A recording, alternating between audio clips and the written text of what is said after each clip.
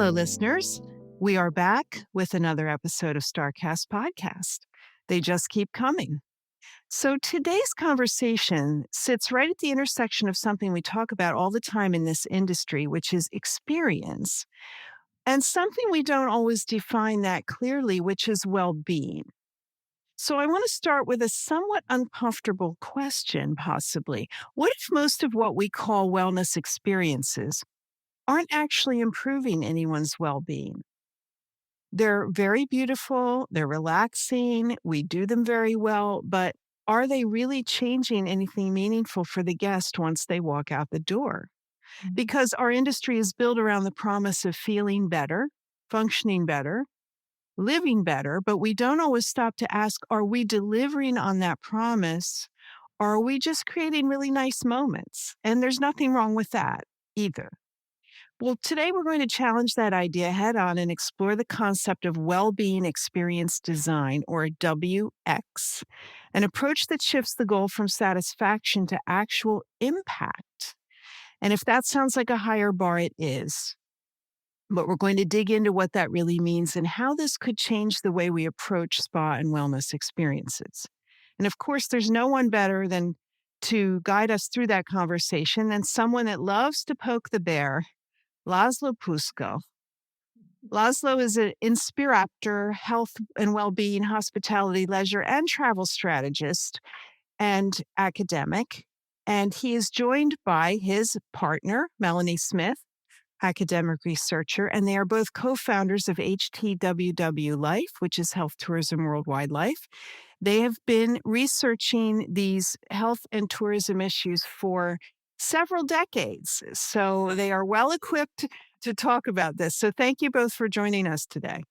Thank you so much, Lisa. Thank you. It's great to have you here. So this episode was prompted by the release just a week or two ago from Melanie and Laszlo of a new white paper on the well-being experience. Although those of you who frequent the talk show conference circuit have heard Laszlo speak on this topic before on WX, but it is really well laid out in this new paper. And I thought, it's time we really address this issue. As I said in the open, are we really making people better, or is it just lip service? So we're going to begin the conversation with talking about the transition from CX, customer experience, to WX, the wellness experience, and how that evolves. Because clients today are very knowledgeable, right? They come in, they've got their device, they've looked everything up, they know more than we do sometimes about what's out there in the market. So we really have to up our game. And how are we doing that, and how will we? What does that evolution look like? So I'll throw it over to you, Laszlo. Thank you so much. You have been complimentary as always. It's really appreciated, Lisa. We have been doing a couple of double acts in the last, how about years? 15 years, may I add, something like that. Not revealing too much personal detail over here. The whole idea was coming from the a shift in thinking and also in delivery. Since most, as your preamble, you already hinted, service providers, spas, wellness centers, wellness clubs, hospitality providers, even the longevity providers, doesn't matter which subsegment we're talking about, they've extremely focused on the delivery, on the technical delivery of a certain treatment, intervention, therapy. The SOPs would define in tiny details of how many seconds you would need to do whatever you need to do. But it's all coming from the delivery perspective of how to optimize the movements, how to optimize material use and potions and lotions and temperature of oils and all of that. But don't necessarily look at how it is perceived from the user's end, and also how it had been expected from the user, pre-arrival, what they would expect from that program, journey, treatment, whatever category you want to talk about. So it's very much on the delivery side, the technical aspects of it, not on the benefits and not on the results. Obviously, the technicalities are essential. because they need to provide, you need to ensure quality, and also need to train staff to provide reliable service. But those who pay for it, they would expect some return, some outcome. And the WX is looking at from that outcomes perspective of, should I expect to have this and this outcome, how that can be and should be orchestrated, delivered, and obviously in the very first phase, designed, not just looking at it that how many minutes it lasts, but the let's say the mental state of the guest or even patient, if you will, that's completely different pre-arrival, during, and post. So it's not just optimizing a service delivery as it is, but looking at it at what it wants to achieve. I think it's interesting what you said because we who are designing the experiences in the spa are experts, right? This is our field. And we have that curse of knowledge, right? That we know things and we know words and we know phrases and we know how it should be. And so we design it with that in mind. But I think many times when I'm at a spa, like as a secret shopper, I think no one that works there has had this treatment, like because we design it, but we don't see what it feels like from the customer side. And then we don't think about the lasting impact either. So we have to find a way to bridge that gap. And to think holistically about the experience. This is why we moved into the idea of going beyond the service scope to the experience scope and the whole customer journey from the moment you start to search for your experience, and then even the feedback that you might get after you've sort of posted your review of your experience. And what you said at the beginning, I think, was really important about whether or not we're really changing people's lives and giving them optimum wellness. And if we do manage to do that one time, hopefully we create a loyalty where people would want to come back and have the same experience again and then recommend the facilities. So I think if we get all of the elements of the experience right, that would work. But it's not enough to deliver a fantastic massage. It has to be more than that. And all the elements have to be connected, I think. Certainly so. And also important to recognize that experience is not a novelty. It's not like we discovered something, yesterday, 4:00 in the morning. It has been around forever. The question is how aware we have been to define, orchestrate, and deliver that experience. Everything is experience, or discussion. This discussion is an experience. This podcast is an experience, or the listeners will have an experience when they listen to it. They may be moved, they may ponder, they may respond and comment. That's all experience. The question is, then, that when you had created this whole series, you had a intention and a vision of why to do so, and what experience your listeners would need to get. So it's not anything new. At the same time, it's still new, since we often believe that this just happens and we cannot control it or cannot even define it. It's easier if you didn't. But obviously, the success stories tell us that if you did it well, then the delivery also will result in the outcomes that anybody wanted.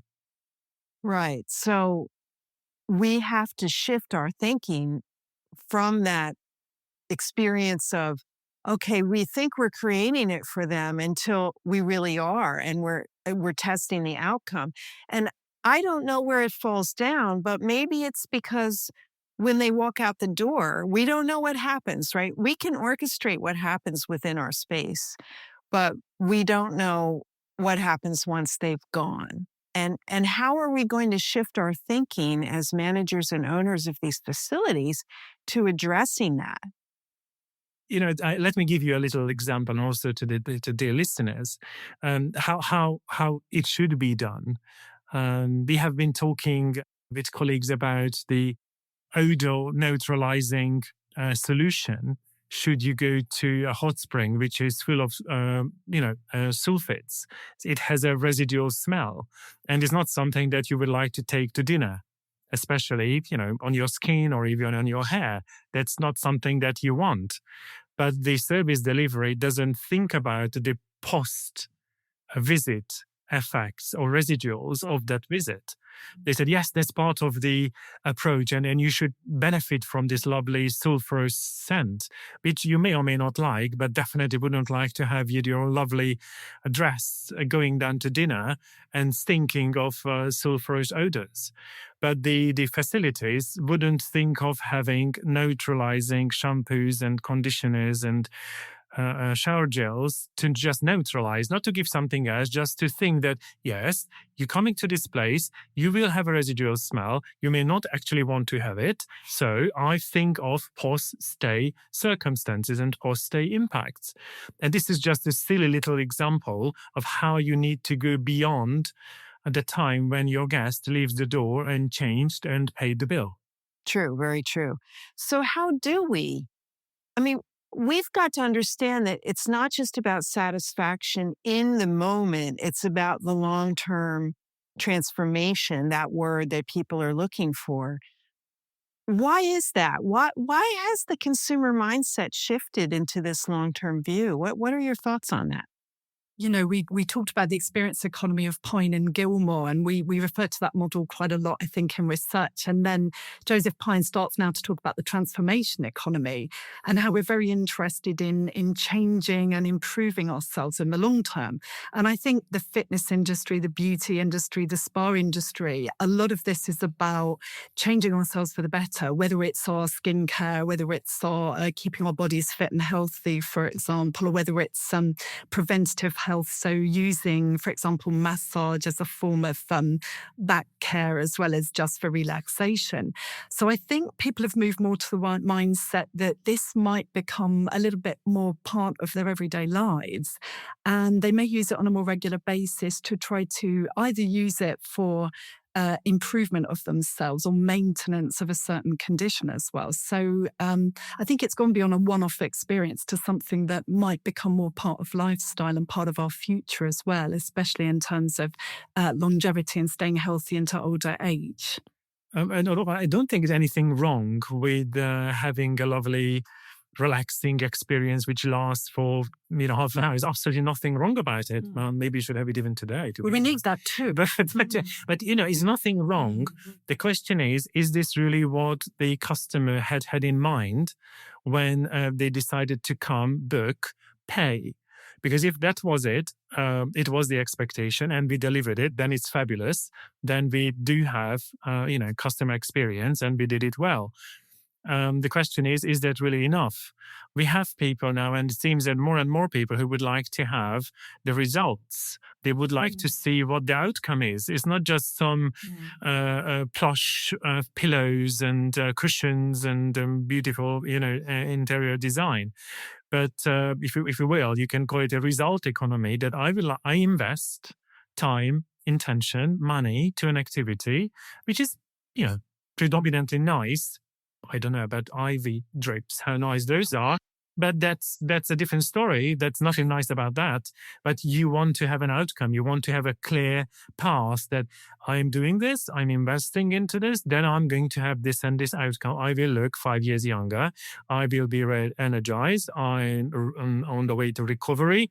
I am enlightened because I did a holistic programming. So give me an outcome I can relate to, and I can say that, yes, I am happy to work towards that.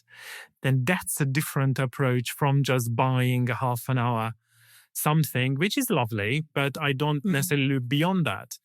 But at the same time, we shouldn't assume that not everybody is going to be interested in transformation and full transformation and, super healthy, holistic lifestyle. Absolutely won't. But the really increase in the service provision in the brands and the longevity centers, the wellness clubs and all of that show that both at the delivery side as well as the demand side, there is more to it than just creating that 30-minute, 45-minute, 50-minute time slotted activity. And you have to know your customers in that case, which that takes research, of course, and segmentation. And I think you might find women are looking for something different than men, or you might be at a different stage of your life, for example. Or there are certain processes, I think, that regarding fitness or beauty that you might be doing on an ongoing basis. Others that are seen as a special luxury or treat, for example. And I think sometimes you need relaxation, and sometimes you need beautification, and sometimes you need pain management. So it really depends, I think, what you're looking for. And that can be different at different times of the year or different times of your life. So this is why I think this research on customer motivation and profiles is really important, even personas, because then we understand a bit more people's lifestyles and their demographics as well. And this can also help, I think, in understanding the customers. And also cultural traits, Yeah. how we set up culturally, because, they have these three pillars that define cultural approaches and behaviors, even unintentionally, subconsciously. We react and behave and respond and take part in a certain way, depending on how we grew up, what the community around us are proving, and who the peer groups are. And then, when someone designs individual treatment cubicles to communities or even people with cultural backgrounds that require social activities, it's completely wrong. You wouldn't provide treatment spaces where you can do 4 or 5 people at the very same time, because they want to chat, they want to enjoy themselves, they want to be together. So it's all very nice that you give it to interior designers or to architects, but that the brief is missing. The cultural, the well-being brief, the well-being experience, journey brief is completely missing. It's not just, I would like to have 15 treatment rooms, but nobody is buying treatment rooms. When I'm paying in the end, I'm not paying for a treatment room. I'm paying for that 1 hour, 3 hour, whatever journey, program, activity that had been designed with this well-being mindset available. And hopefully results in some transformative feeling in you. I mean, there has been a huge shift in my perspective in how consumers look at this. I mean, the decades ago when I started in this field, they did just want that hour getaway and they were happy with that. And now it's not enough. And I think often about, well, how did that happen? Was it the internet? Was it the sharing of info? Was it the pictures of spas on Instagram that you see? I think that contributed to it. And certainly the COVID experience seems to have accelerated it in a good way. This is a good problem for us, right? That guests think, oh, I should go to the spa and I'll feel better and I'll be more healthy. And so I should go more often. Of course, we want that. And yet somehow the experience design has not kept up. Yes, I was just thinking also, if you talk to Generation Z, they form the majority of my students. They tell me that it's social media and especially Instagram is creating certain lifestyle expectations or certain lifestyles that people are aspiring to. And a lot of it is to do with influencers, celebrities, going to spas, having beauty treatments, looking a certain way. So although it might seem quite a superficial issue, actually this is quite important for them to aspire to certain lifestyles. So I think it's definitely fueled by social media and especially Instagram at the moment for younger generations. And also innovation. People, let's say, I can say that that many people don't really know what would make them feel better, because they never tried it, never heard about it. Therefore, there is not on the agenda.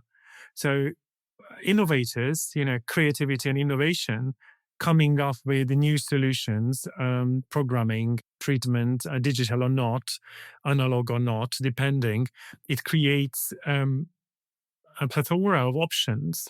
And of course, social media would tell the others that those things exist.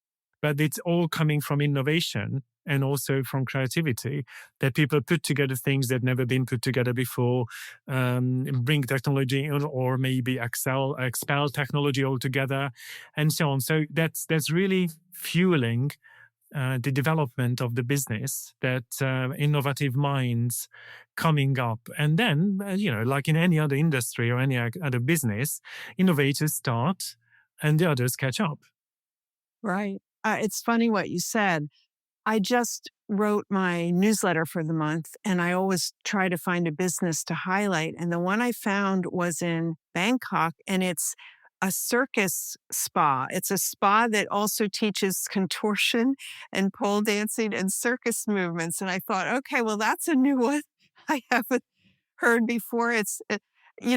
That people will certainly feel different after they do that. So let's talk about, how do we design this way? How do we approach designing for the outcome and not just the experience? And what does it mean to design for transformation? Since we exactly 20 minutes ago, we discussed that any activity would have some sort of impact on your well-being, regardless, intentional or unintentional. When, as we said, also said that we are the experts, we know what we have in mind as a therapy program treatment should aim at. And also we understand how our customers think or what their expectations are. We need to basically match those two and say that I would like to have 85% of my customers to refer to me 2 months after the visit in the following way. Fill the sentence. And when you fill the sentence, then you can design the program.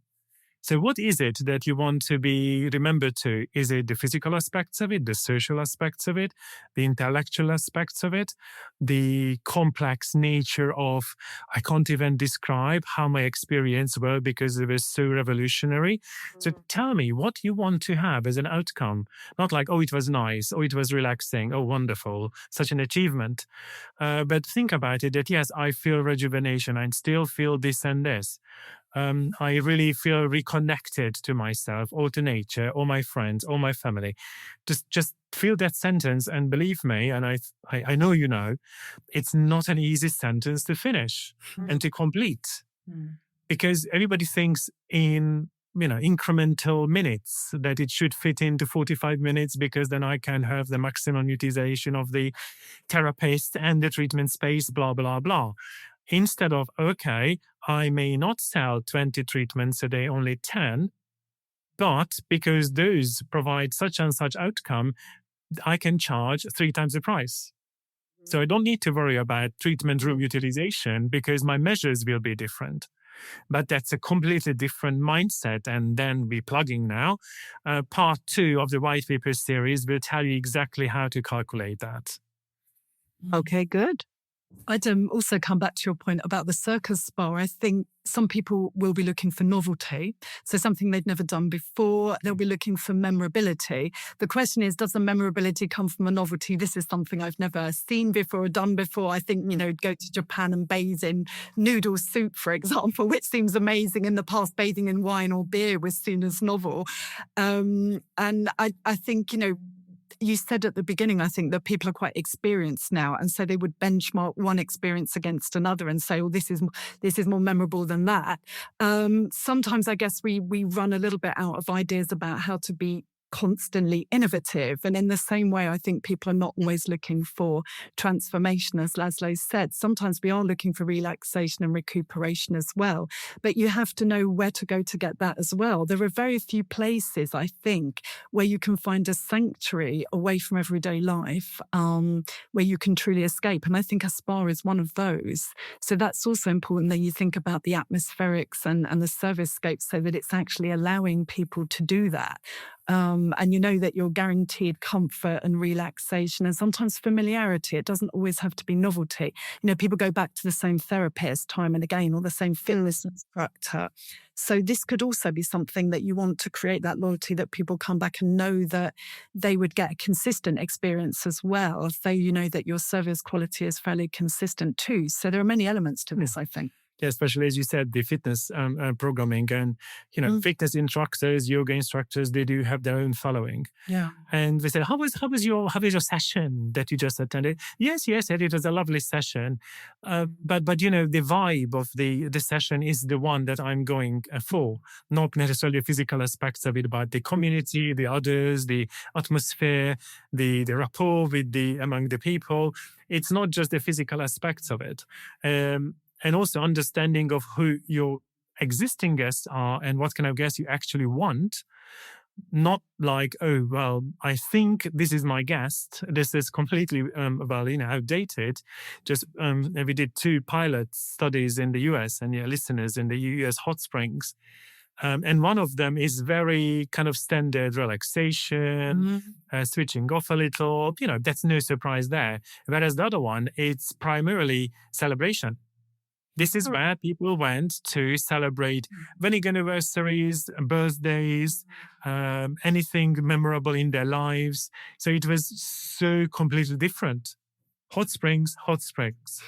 But the demand was completely different. So as operator now, you can optimize the celebratory aspects of your guest expectations. So what tiny little tweaks now this operator can add to the experience to increase the total benefit and experience of the guest. Now knowing that they are, for whatever reason, it was not communicated, branded, or marketed that way. It just turned out to be.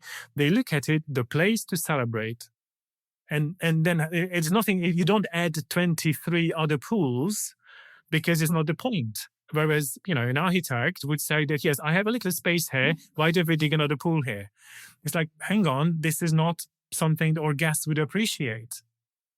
No, we do have that habit of like, oh, more, this was good. Let's do more. Let's make it bigger. And we do need to resist that for sure. Yeah. I mean, that's, that understanding of how well-being is defined. There is the pillars and that's how they work and that's how people relate to those unintentionally or intentionally. And I, as an operator, developer, designer, owner, brand, I intend to achieve this and this, and I'm triggering you by looking at the physical aspects of it, or the social aspects of it, or the psychological effects of it, the intellectual aspects of it, by the learning or by recognizing or by growing, not developing necessarily. So this is not a space design task. Because it's not the space that makes the difference, and not the more and the bigger and the more expensive beds or let's say linens or whatever. Right. Because the perceived value that translates well with well-being, that I value this, and the perceived value matches my expectations. So I am going away with the intended outcome.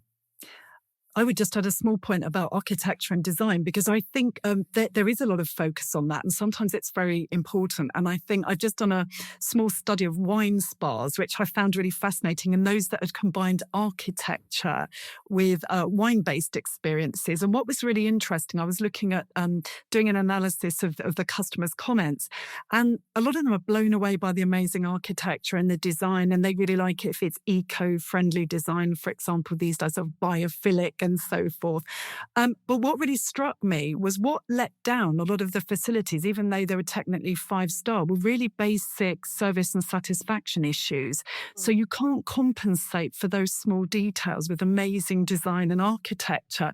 And that really struck me. So people were talking about if the staff weren't friendly, or if the food was cold, or if, the air temperature wasn't right.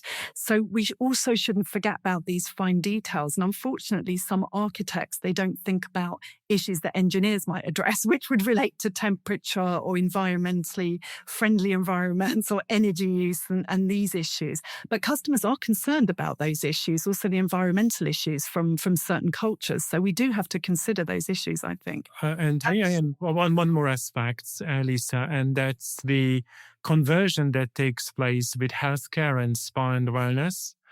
And there's all that many different medical interventions being offered at wellness clubs and wellness centers. And many of those, now you can start the discussion that are they really effective, or are they medical grade, whatever. I'm not going into that part, but that becomes a serious healthcare related service design issue, not just in terms of safety, but also in terms of, that's why I use this IV drip thing, there's nothing fun or relaxing about it. So many facial treatments are gruesome, painful, and you look awful after them for a while. But you had bought that hope that 2 weeks after the treatment, you would look absolutely stunning. But in between, you feel and look awful, potentially. And that's also part of this well-being experience design thinking, that what do I do about you, why you don't even want to have the mirror in the house, let alone looking into it, because of the residual impacts of the treatment, which are all designed, this is how it should be, but doesn't make you feel better or doesn't make you look better.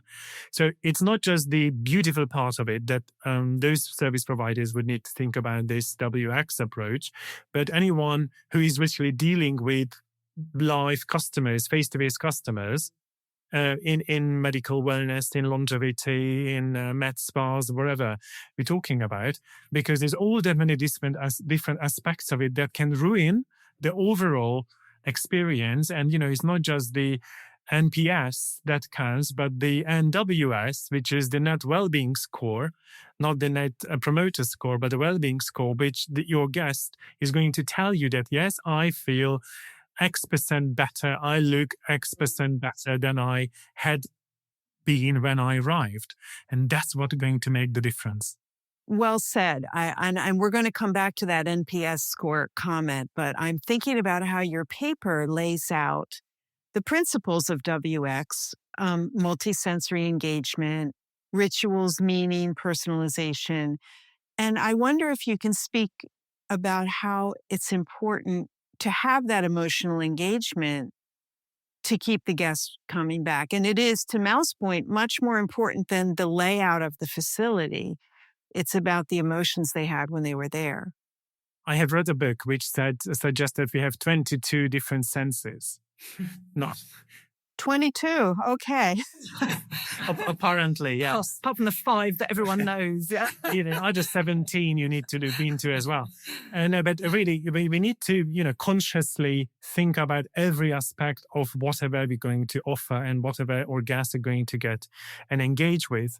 We need to think of every potential aspect of it, not just the 5 sensory, let's say, aspects of it, but anything beyond the social, the cultural, let's say even financial aspects of it that may and may not be important at a given moment of time, or may not be important to the given person that we have who is going to come through the door.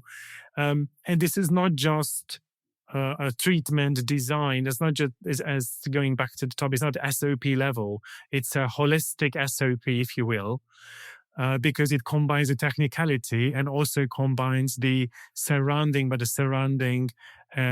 a holistic way.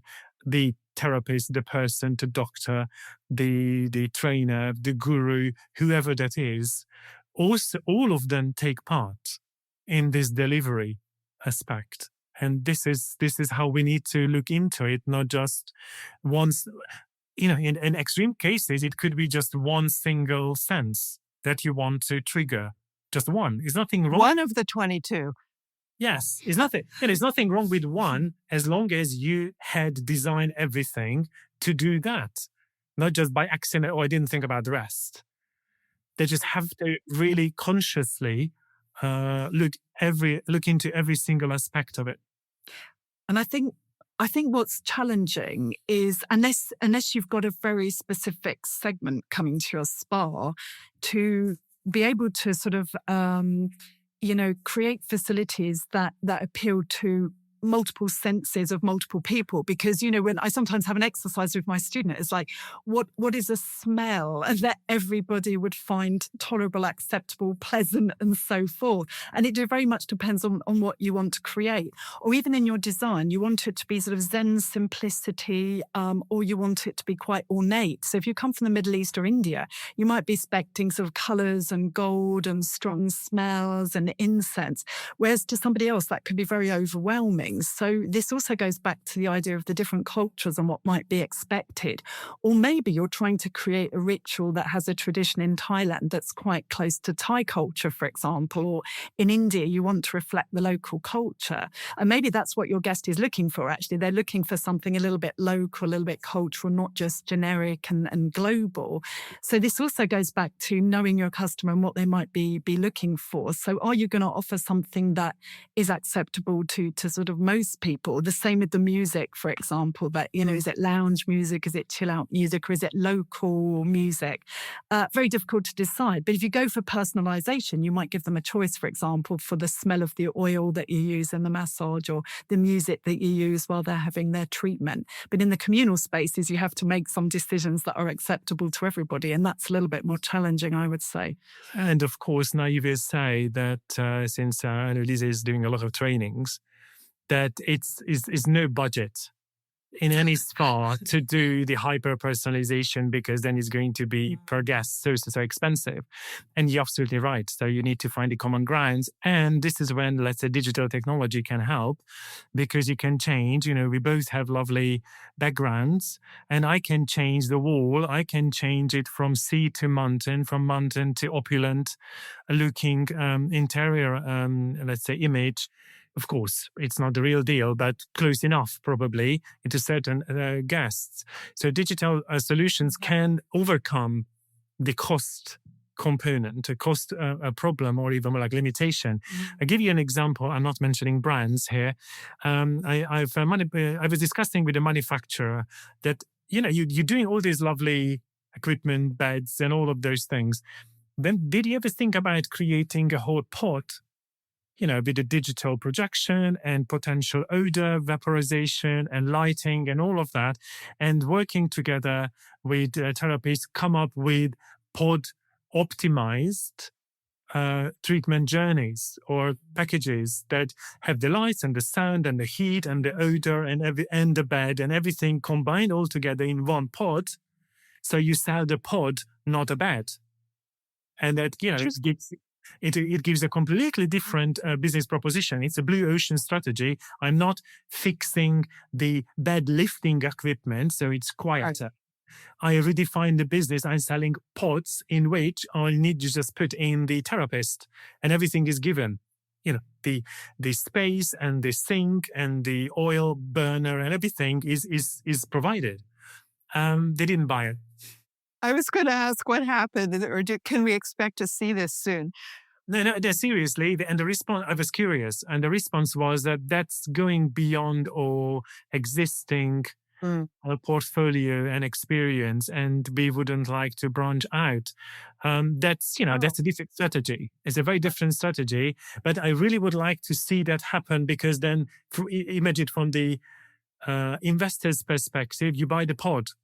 You already bought what the guest will want to buy. You don't need to buy the screens from this provider, the bed from that provider, the linen from this provider, and put it all together, which may or may not work together, to be honest, because you have all sort of discrepancy issues.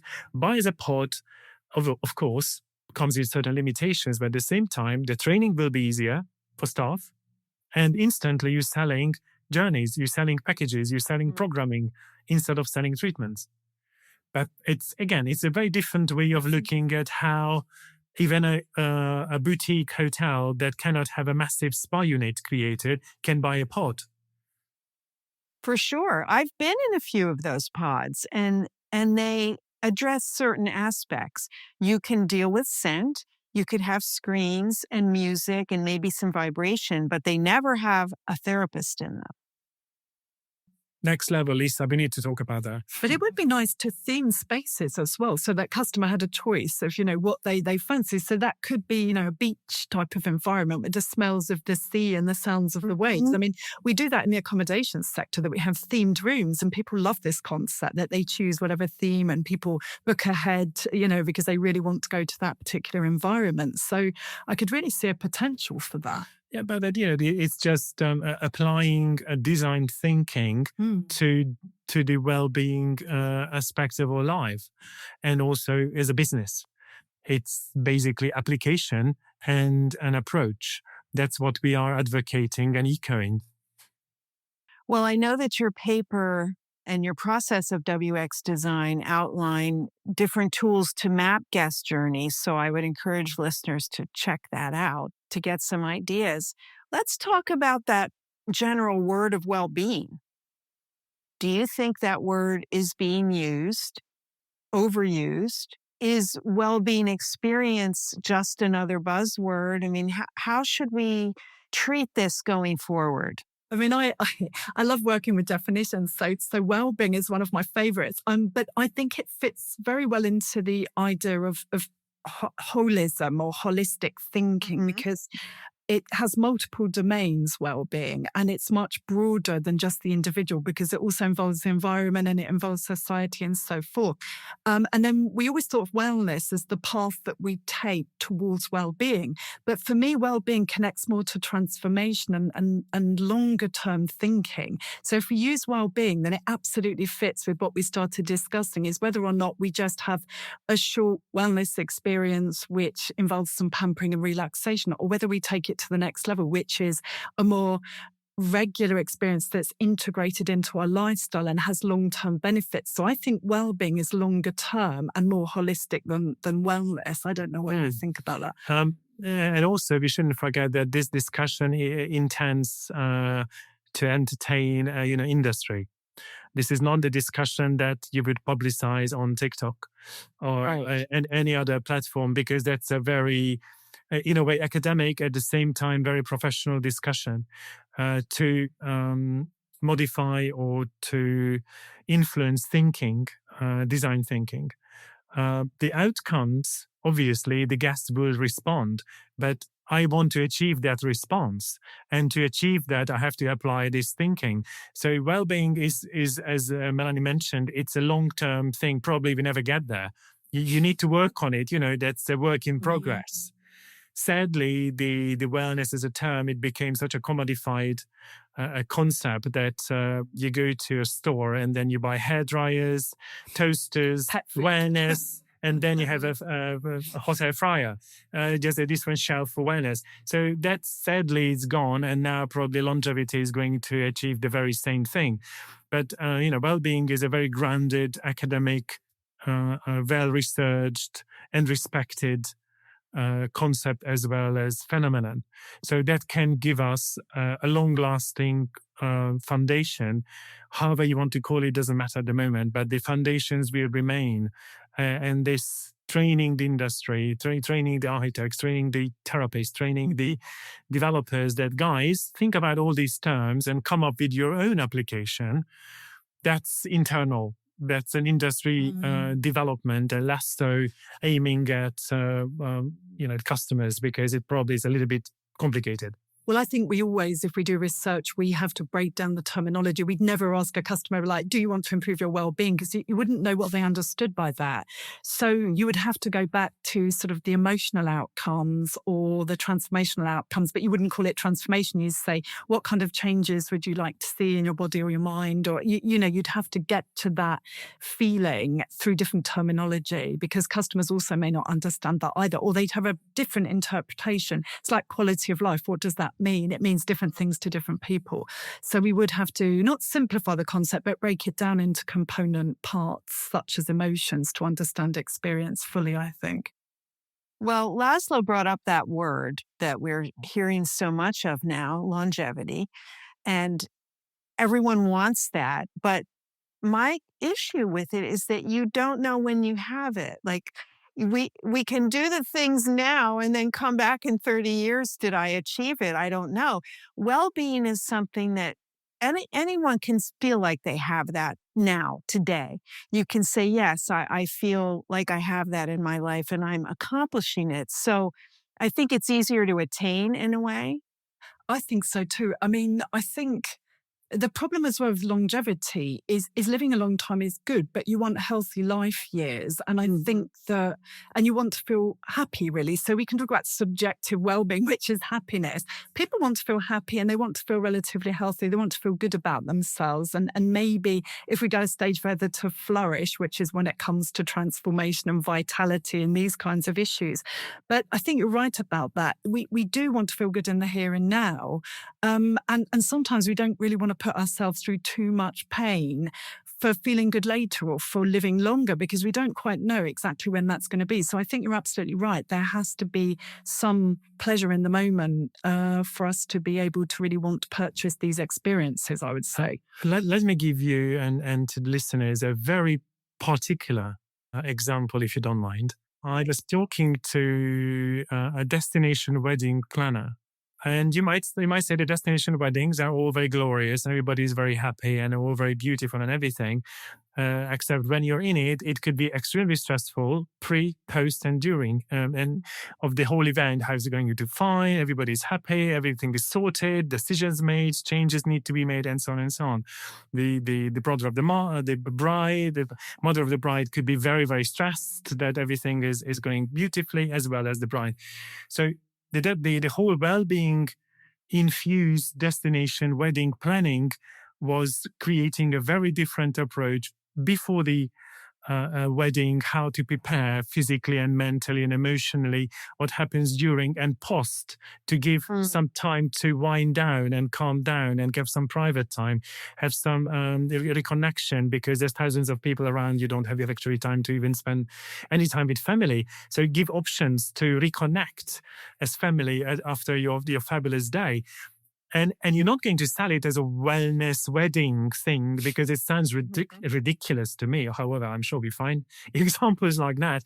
But the design process was very, very much influenced in this whole well-being aspects of it, of minimizing stress or recuperating after stress or reconnecting with each other and so on.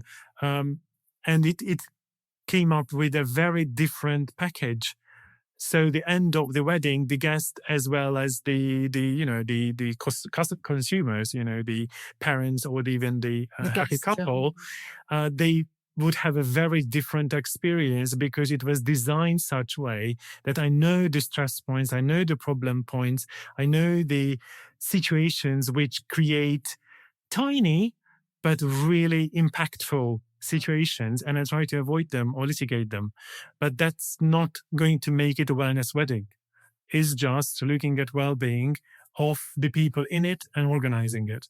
I don't know. I think wellness weddings could be a new category, Laszlo. I think this is a good idea. Maybe please trademark it, Lisa. Can they do that now? Let's speak a moment on responsible experience design. Not just selling wellness, but designing it meaningfully. Equity for well-being, I guess that means pricing, accessibility, avoiding superficial elements, and what responsibility spas and brands have in shaping people's health, not just their leisure time. Those are two very different approaches. Certainly, equity in this sense refers to creating the platform from which everybody can get his or her or theirs best at a given moment of time. Not giving everybody the same experience or programming, but making them able to achieve the best what they can get. Not the best, but the best they can get, which is very, very different.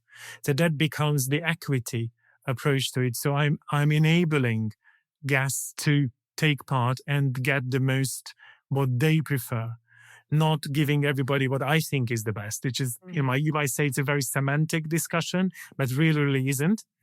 And it's especially that many people wouldn't take part in certain programming because they never did it. Culturally, they are objecting it.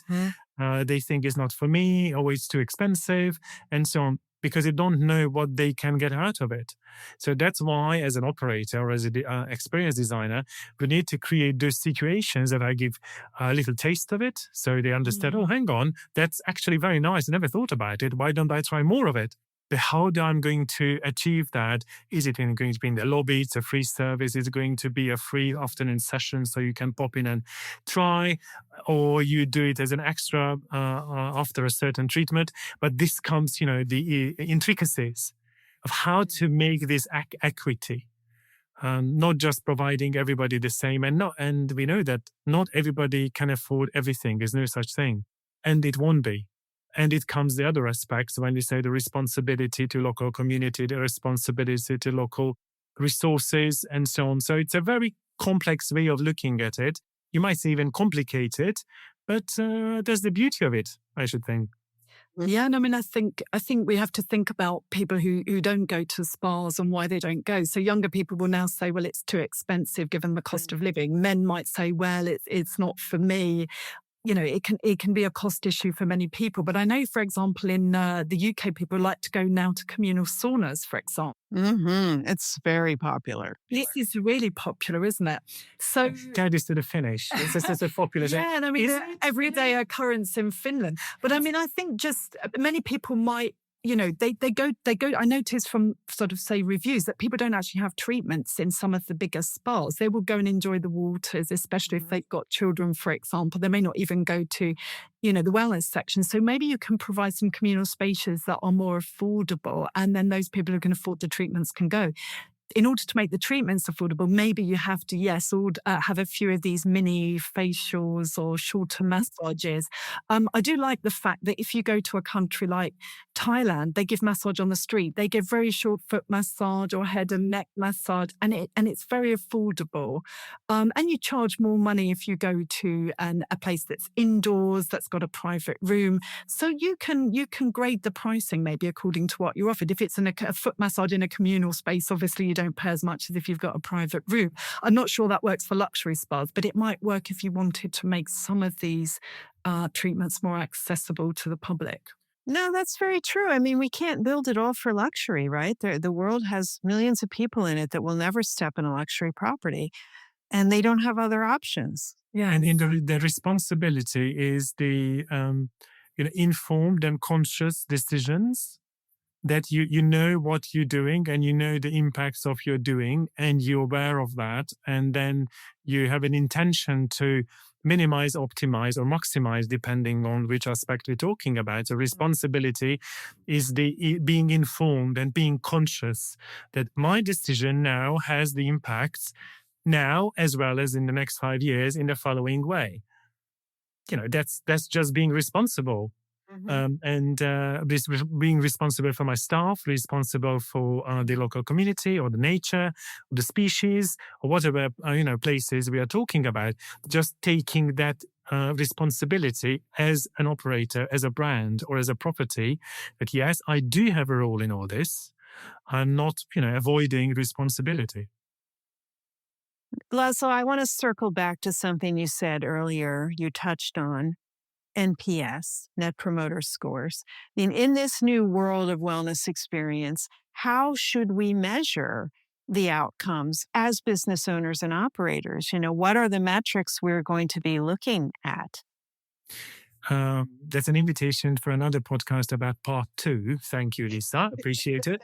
No, they are seriously, but exactly that's when could be detailed. That's why I dropped this NWX, Net Wellbeing Score, NWS, sorry, because not just I am recommending it, because recommendation can be based on design, can be based on architecture, can be based on price, can be based on all sort of things which may or may not have any impact on the well-being aspect of the visit or the consumption.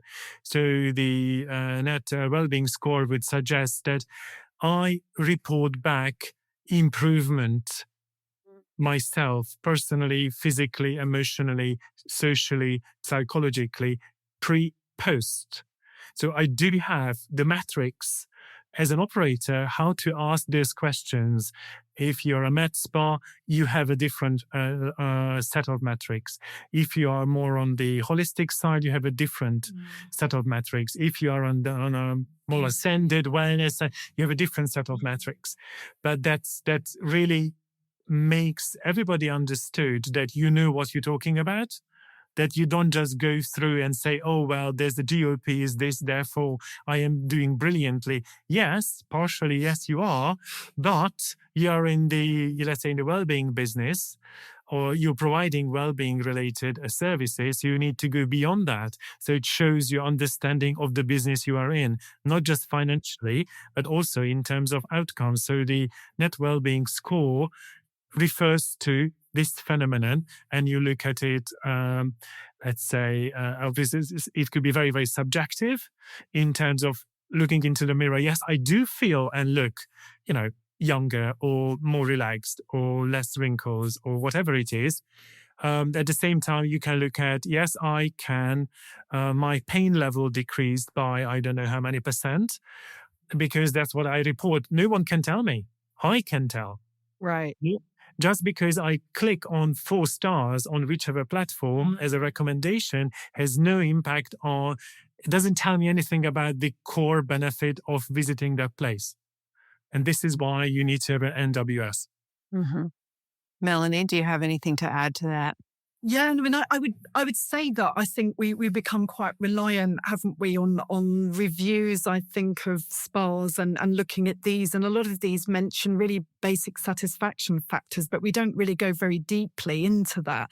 So you don't get the kind of data that you would really need, as Laszlo said. So I think if you wanted to go, really think now we have a mental health crisis in society, especially among younger generation, we'd need to know like why our spas are mentally or psychologically or emotionally beneficial. And not to say that we can have a very deep analysis and a questionnaire, but we might need to ask quite clever questions to work out really whether people feel psychologically better after their treatments, whether they feel better about themselves. Because people do have self-esteem issues, and this is why they often want to have cosmetic surgery or they worry about their body. And social media makes this a lot worse. So I think we do really need to think about whether or not we can also reach people at a deeper level. And I think basic customer satisfaction questionnaires don't do that. And I think review sites don't really do that either. So I think we would be interested, in developing such questions that capture this really well. Yeah, those pilots that we did and those hot spring locations, talking about one which was the celebratory location, would you recommend this place? Yes. Were you satisfied with the prices, food, pools, whatever? Yes. But you would never ever find out that the core well-being related aspect of this visit is celebration, which is social, it's psychological, predominantly. Emotional, definitely. Yeah, and emotional. So 3 of the 8 well-being domains are very, very strong in there, but you can't get it from an NPS. Mm-hmm. Right. So we need to think about how we ask the questions, don't we, on a review? Well, we will address one last question, and Melanie, we'll start with you. If you could redesign the global spa experience from scratch using your WX principles, what would you eliminate immediately and what would you build first? Oh, that's very interesting. I mean, I think I do feel that a lot of spas went for quite a generic approach sometimes to the services and treatments that they have, and they didn't pay enough attention maybe to context. And sometimes I think this can be very important. We see now that people are really interested in the environment that spas are in. And I think the landscape, for example, they might be interested in the environmental qualities or the design elements. I also think that it is important to link, if you want novelty and memorability, to culture and rituals in a certain place, and also to know where your customers are coming from. And I don't know if we did this well enough, whether we designed the spa specifically for the segments that we wanted to attract. I think it's okay if you're working with one country with mainly domestic tourists coming from your own country. But for example, in Europe, it's a very diverse market and people are coming from lots of different cultural backgrounds. Now they start to come, for example, from China, or they might come from the Middle East. We have very different customer base. So I think designing a very generic experience, for example, now we have halal customers, for example, and what we have to think about is Islamic principles in the spas. So I think we need to pay a lot more attention, I think, to context and culture, I would say. Laszlo, I'm sure we'll have another view on this. Laszlo, my last question for you was, if you could redesign the global spa experience from scratch using WX principles, what would you eliminate immediately and what would you build first?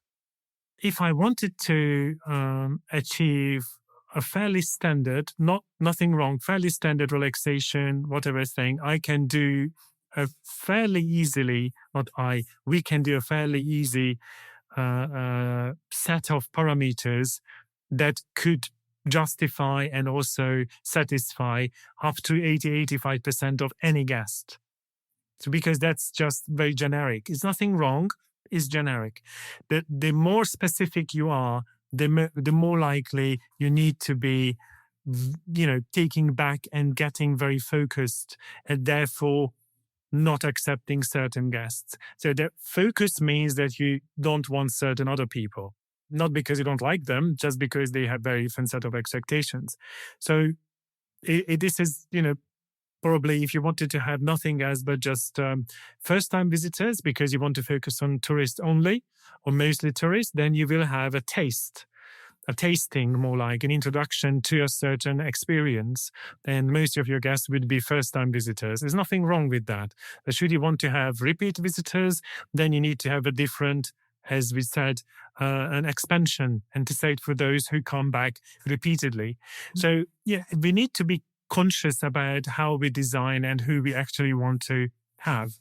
That you would think that went without saying, but it's good to make it clear because it is obvious. We're always focused on the result and the dollars, but less so on the experience. Hopefully that will change now with your new approach. And I do look forward to part 2. Thank you both so much for joining us, Lasco Pusco and Melanie Smith, co-founders of HTWW Life. And you can find their website at htww.life. And you can read more about the paper. And I'm sure those who listen regularly have heard Laszlo before, but it's great to have Melanie Smith join us today. Thank you both so much for your time. Thank you so very much, much, Lisa. Lisa.